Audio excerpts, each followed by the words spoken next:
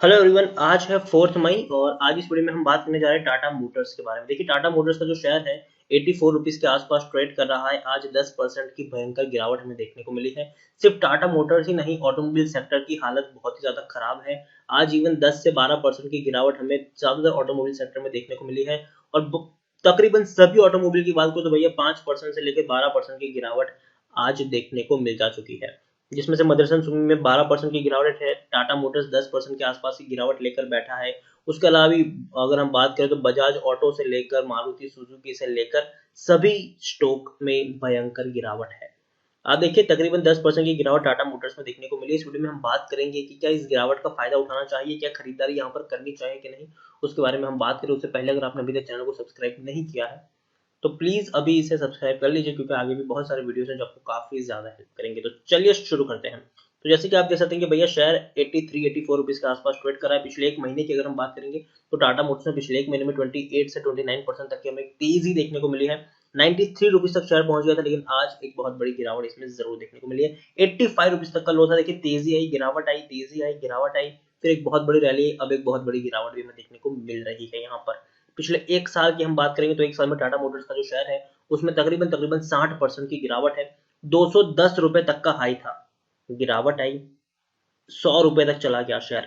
लेकिन उसके बाद एक बहुत बड़ी रैली आई जब रिपोर्ट्स आना शुरू हुई कि भैया जो टाटा मोटर्स की जो कंपनी, मतलब टाटा मोटर्स ने जिसको अक्वायर किया है, वो जैगुआर धीरे धीरे प्रॉफिट कर रहा है। क्योंकि देखिए, टाटा मोटर्स अगर हम बात करें तो 600 रुपए से गिर रहा है ये शेयर। और उसका सबसे बड़ा रीजन ये है कि जैगुआर जो है, जैगुआर लैंड रोवर जो है, वो बहुत बड़े लॉस कर रहे हैं।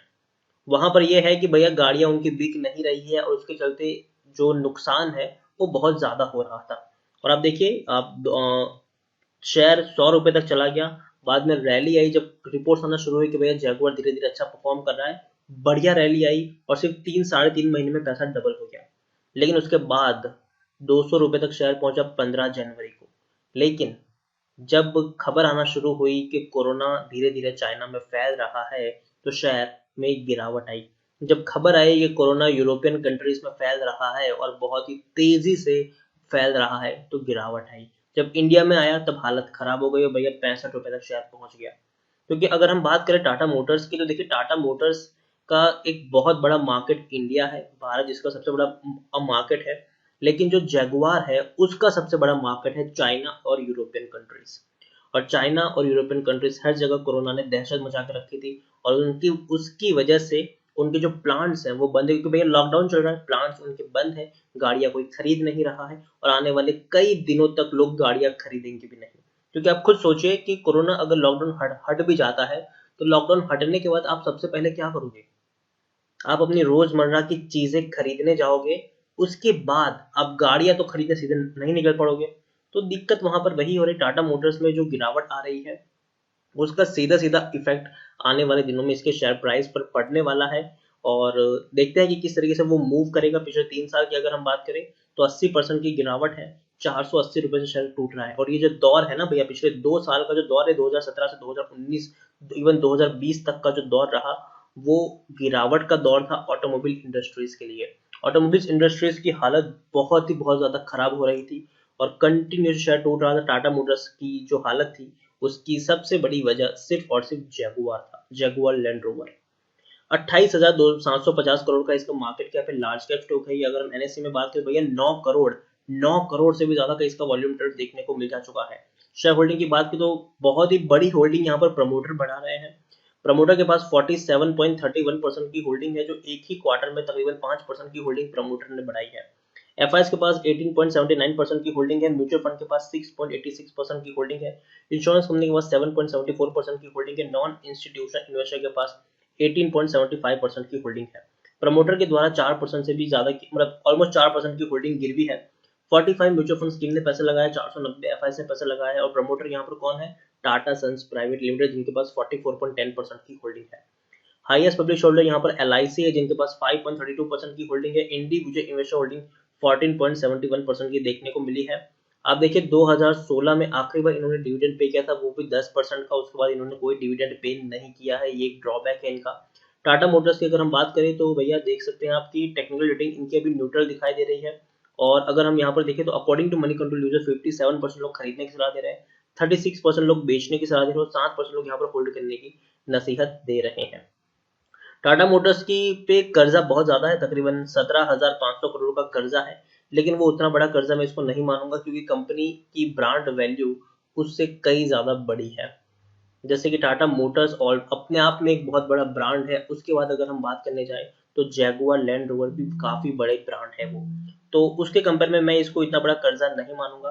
तो ओवरऑल अगर हम बात करने जाए कि भैया टाटा मोटर्स में खरीदारी करनी चाहिए कि नहीं, तो देखो मैं यही कहूंगा कि अभी इसका बॉटम बना नहीं है, अभी गिरावट आ सकती है, लेकिन अगर आप लॉन्ग टर्म के निवेशक हो, आप अगर कम से कम ये या अगर आप में इतना पेशेंस है कि भैया आप कम से कम 1 साल तक तो इसमें निवेशित रहोगे ही रहोगे, तो चाहे तो आप इसको होल्ड कर सकते हो। अगर आप लॉस में हो तो पैनिक करने की जरूरत नहीं है, शेयर जरूर रिकवर कर जाएगा, क्योंकि जैसे जैसे लॉकडाउन हटेगा, जैसे जैसे प्लांट्स शुरू होंगे, चाहे वो हम यूरोपियन कंट्रीज में जगुआर की बात करें या चाइना की में भी जगुआर की बात करें या इंडिया में हम टाटा मोटर्स की बात करें, जैसे जैसे इनके प्लांट्स खुलेंगे, लोग काम करना शुरू करेंगे, वैसे वैसे थोड़ी बहुत तेजी हमें देखने को जरूर मिलेगी। और सबसे बड़ी तेजी तब आएगी जब धीरे धीरे इकोनॉमी रिवाइव होगी, जब लोग बाहर निकलेंगे, गाड़ियां खरीदेंगे, तब धीरे धीरे एक तेजी की हम यहाँ पर उम्मीद कर सकते हैं। तब तक छोटी बहुत छोटी मोटी तेजी इसमें आ सकती है, लेकिन हाँ, गिरावट के लिए भी हमें तैयार रहना पड़ेगा। तो अगर आप लॉन्ग टर्म के निवेशक हैं, मतलब आप कम से कम इसमें 1 साल का प्लान लेकर चल रहे हो, तो पैनिक करने की जरूरत नहीं, आप चाहे तो इसमें बने रह सकते हो।